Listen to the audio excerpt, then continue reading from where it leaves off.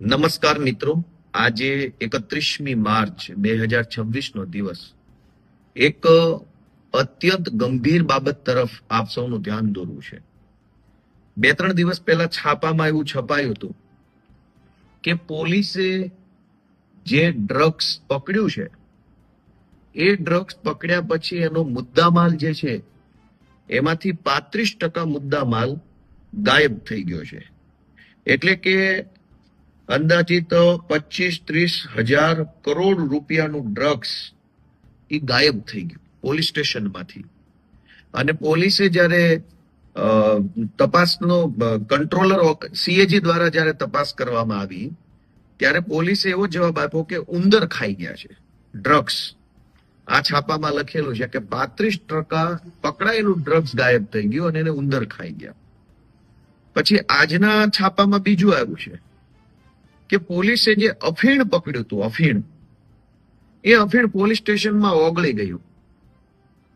આજના છાપામાં જણાવ્યું છે.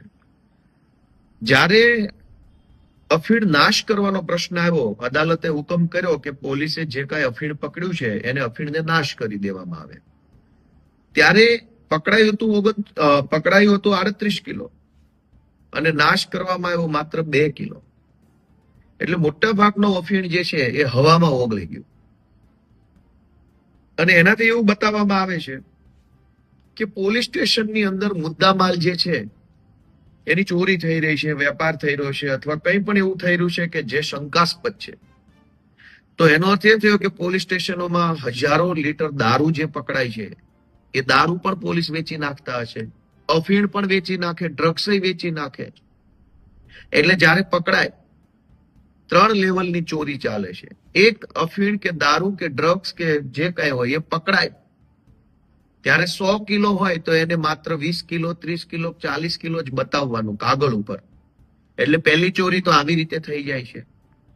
પછી માનો કે 50 કિલો જ કાગળ ઉપર બતાવ્યું 100 માંથી, તો એ 50 કિલો ડ્રગ્સનો જ્યારે નાશ કરવાનો આવે ત્યારે 50 માંથી 10 જ વધ્યું હોય છે. 40 કિલો ઉંદરો ખાઈ જાય છે અથવા પોલીસ વેચી નાખે છે.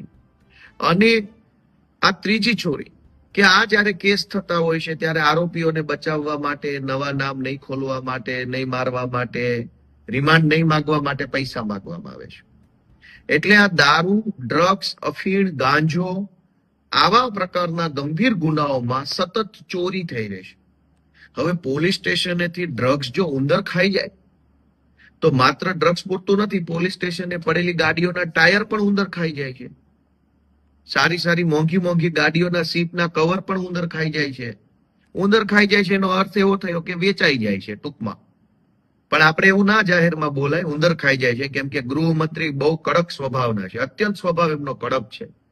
અને આપણા ગૃહમંત્રી કોઈ ગુનેગારને ક્યારેય છોડવામાં માનતા નથી. એટલે આપણે એવું ન કહેવાય કે ચોરી થઈ જાય છે અને પોલીસ વેચી નાખે છે.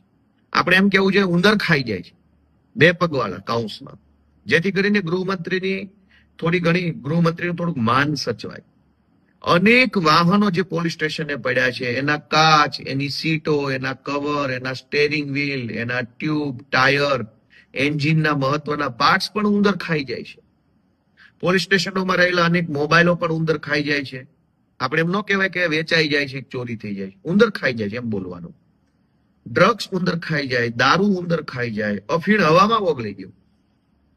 કોર્ટે એવું કીધું કે તમે જેટલું અફીણ પકડ્યું છે એટલા અફીણનો નાશ કરો, તો 29 કિલો અફીણ હવામાં ઓગળી ગયું, ઓછું થઈ ગયું. હવે આ બધી ઘટનાઓ બને છે તેમ છતાંય સરકાર જે છે એ તમાશો જોઈ રહી છે. હવે પોલીસ પોતે મુદ્દામાલનું ડ્રગ્સ વેચી નાખે, મુદ્દામાલનો અફીણ વેચે, મુદ્દામાલનો દારૂ વેચી નાખે, એનાથી ગંભીર ઘટના ગુજરાતમાં હોય શું? બુટલેગરો દારૂ વેચે એ તો ગંભીર બાબત છે, પણ બુટલેગરને દારૂ વેચતા પકડ્યો, એની પાસેથી જે જથ્થો આવ્યો એ સરકારે જમા લીધો ને જમા થયેલો જથ્થો વેચી નાખે તો કેટલી ગંભીર બાબત કહેવાય. અને કોઈ શરમ નથી. અને જ્યારથી આ ભાઈ ગૃહમંત્રી બન્યા છે, એકદમ હોશિયાર વ્યક્તિત્વ છે ખૂબ, ત્યારથી ગુજરાતની અંદર પોલીસ સ્ટેશનોની અંદર આ ધંધો ચાલુ થયો છે. એટલે ગુજરાતની જનતાને એક જ વિનંતી છે કે જાગૃત બનો. આ ગુજરાત કોઈ ભાજપ વાળાનું નથી, આપણું છે. જો પોલીસ જ ડ્રગ્સ અને દારૂ ને અફીણના ધંધામાં આવી રીતે સંડોવાયેલ હશે, ઉંદર ખાઈ ગયા 35% ડ્રગ્સ, કેવી રીતે ઉંદર ખાઈ જાય? અને ચલો ઉંદર ખાઈ ગયા, અફીણ હવામાં ઓગળી ગયું, તો આવી બેદરકારી કરનાર અધિકારી સામે સરકારે શું પગલા લીધા? ડ્રગ્સ જેવી સરકારી મુદ્દામાલની મહત્વની વસ્તુ એ સાચવીને મૂકવી જોઈએ, વ્યવસ્થિત પેકિંગ કરવું જોઈએ, એને કમ્પ્લેટ મૂકવું જોઈએ. એટલી સમજણ તો